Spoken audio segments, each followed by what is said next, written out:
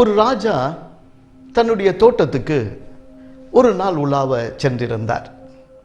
அப்படி அவர் உலாவ சென்றிருந்த போது அங்கே ஒரு பப்பாளி மரம் அழகாக காய்த்து கனிந்து தொங்கிக் கொண்டிருக்கிறதை பார்த்த உடனே மகிழ்ச்சியோடு அதன் பக்கத்தில் போய், பப்பாளி மரமே, நீ நல்லா இருக்கிறியா அப்படின்னு கேட்டார்.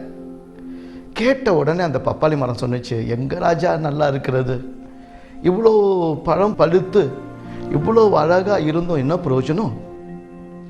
ஒரு காத்து அடிச்சிச்சுன்னா மடக்குன்னு முறிஞ்சு விழுந்துடுறேன்னு என்னை படைச்சதே படைச்சிங்க, இந்த பக்கத்தில் இருக்கிற அந்த எலுமிச்சை மரம் மாதிரி ஸ்ட்ராங்கா படைச்சிருக்க கூடாதா அப்படின்னு இந்த பப்பாளி மரம் சொன்னிச்சு.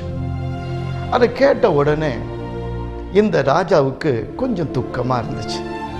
நேரா அந்த எலுமிச்சை மரத்தை பார்த்து, எலுமிச்சை மரமே, நீயாவது நல்லா இருக்கிறியா அப்படின்னு கேட்டார்.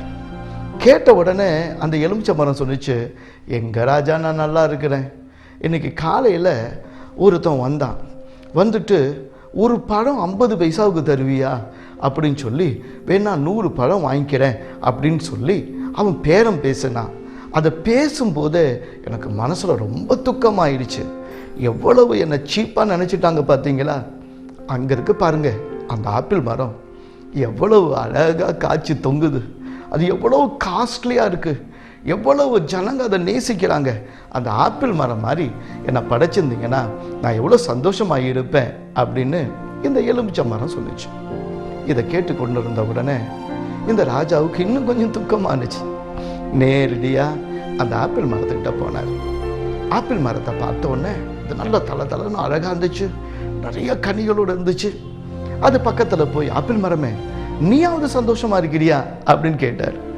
கேட்ட உடனே அந்த ஆப்பிள் மரம் சொன்னிச்சு, எங்க ராஜா, இப்படி ஒரு பயங்கர வெயில் காத்து, இந்த சூழ்நிலையே எனக்கு பிடிக்கல.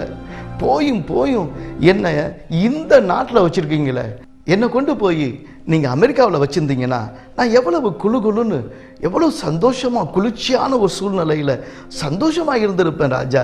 என்னை போயும் இந்த இடத்துல வச்சுருக்கிறீங்களே அப்படின்னு அதுவும் குறைதான் சொன்னிச்சு. மனமுடைந்த நிலைமையில் ராஜா அந்த தோட்டத்தை விட்டு வெளியே வரும்போது திடீர்னு ஒரு சத்தம், ராஜா ராஜா என்ன பார்க்காம போறீங்களே, வாங்க ராஜா அப்படின்னு ஒரு சத்தம் கேட்டுச்சு. திரும்பி பார்த்தா ஒரு ரோஜா மலர் இவரை சந்தோஷமா கூப்பிட்டு கொண்டு இருக்கிறது. எப்படி அழகாக இருக்கிற கனி தருகிற இந்த மரங்கள் எல்லாம் இவ்வளவு குறை சொல்லும்போது, இவ்வளவு முட்களுக்கு இடையில் இருக்கிற இந்த ரோஜா என்ன குறை சொல்ல போகுதோ அப்படின்னு சொல்லி பயத்தோடு கூடவே இந்த ராஜா அது பக்கத்துல போன ஒரே சந்தோஷத்தோடு இருந்து அவரை வரவேற்றது. உடனே ராஜா கேட்டாரு, இவங்க எல்லாருக்கும் இல்லாத சந்தோஷம் உனக்கு மட்டும் எப்படி வந்துச்சு அப்படின்னு கேட்ட உடனே அந்த ரோஜா சொன்னிச்சு, எனக்கு 2 சந்தோஷம் இருக்கு ராஜா. ஒன்று, என்னையும் பார்க்க ராஜாதி ராஜா என்னை தேடி வந்தீங்களே, அதை விடையா எனக்கு ஒரு பெரிய சந்தோஷம் தேவை. 2வது சந்தோஷம், எத்தனை 1000 மலர்கள் இருந்தாலும் உங்க இருதயத்துக்கு பிடிச்சது நான் தானே. எப்படி சொல்ற அப்படின்னு அவர் கேட்டார். உங்க கோட்டு பாக்கெட்ல பாருங்க, அழகான ரோஜா மலரை குத்தி வைக்கல, உங்க இருதயத்துக்கு ஏற்ற ஒரு மலரா என்னை வச்சிருக்கீங்களே, அதை விட எனக்கு என்ன பெரிய சந்தோஷம் இருக்கிறது என்று சொல்லி இந்த ரோஜா கேட்டுச்சு. நீங்க இருக்கிற இடத்துல சந்தோஷமா இருக்கிறீங்களா?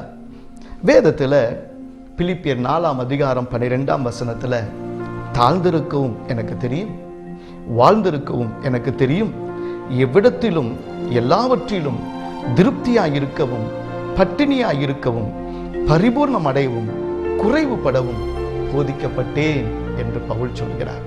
எந்த நிலைமையில் இருந்தாலும் மனரம்மியமா சந்தோஷமா இருக்க பாருங்க.